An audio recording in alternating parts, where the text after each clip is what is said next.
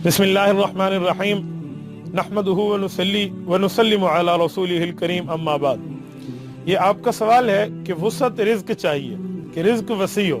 तो मेरे दोस्तों, रिज्क हर बंदे को मिलता है जितना अल्लाह रब्बुल इज्जत ने उसके लिए लिखा है। कुरान करीम अहदीस नबविया को अगर हम देखें तो हमें रिज्क की परेशानी करनी नहीं चाहिए। जैसे बंदे को मौत ढूंढती है वैसे बंदे को रिज्क ढूंढता है।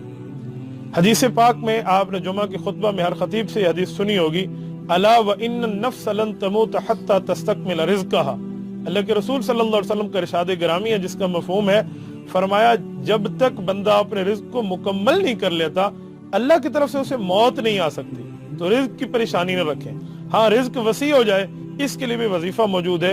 अल्लाह रब्बुल इज्जत के दरबार में आपने वजीफा पढ़ना है तो इंशाअल्लाह अल्लाह पाक अपने फजल से, करम से, एहसान और इम्तिनान से आपके रिज्क को वसी फरमा देंगे।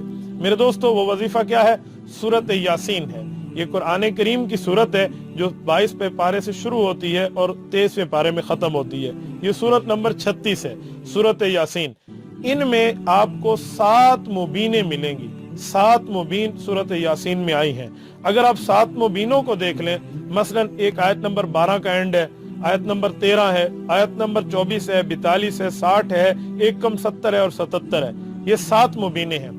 इसके पढ़ने की तरतीब ये है कि जिस वक्त आप सूरत यासीन शुरू करें, मुबीन पर पहुंचे फिर शुरू से आ जाएं, फिर दूसरी मुबीन पर पहुंचे फिर शुरू से चलें, फिर तीसरी मुबीन पर पहुंचे फिर शुरू से चलें। ऐसे ही 7 मुबीन है। हर मुबीन पर जाएंगे तो पीछे से आ जाएंगे, यानी मुकम्मल फिर पढ़ेंगे। तो जब आपने वो मुबीन पढ़ ली जिसको आप पहले पढ़ चुके थे तो अगली मुबीन तक आ जाएं। अब अगली मुबीन के बाद फिर शुरू करेंगे तो उससे अगली मुबीन पर। इस तरह आप इसको पढ़ें तो अल्लाह रब्बुल इज्जत आपके रिज्क को इंशाअल्लाह वसी फरमा।